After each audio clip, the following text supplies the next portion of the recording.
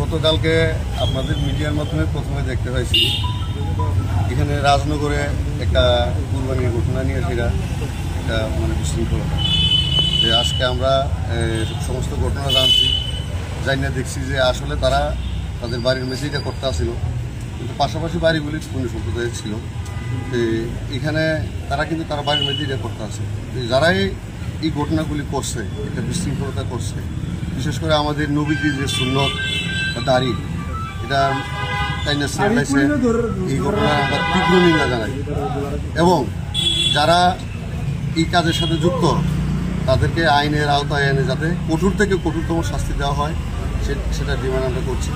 পাশাপাশি আমরা এখানে তাদের যে বাড়িতে যে তাদের যে পশুটা মাটির নিচে পুঁতে ফেলা হয়েছে, আমরা তারা যাতে আবার কুরবানি করতে পারে, তাদের বাড়িতেও আমরা যাব, আমরা তাদের সাথে কথাবার্তা বলবো এবং যারা এই ঘটনার সাথে যুক্ত তাদের যাতে কঠোর থেকে কঠোরতম শাস্তি হয়।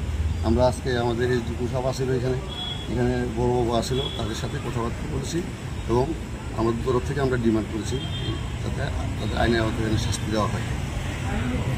কোন পার্টি থেকে এসেছেন আপনারা? আমরা ভারতীয় জনতা পার্টি সংখ্যালঘু মোর্চার পক্ষ থেকে এসেছি।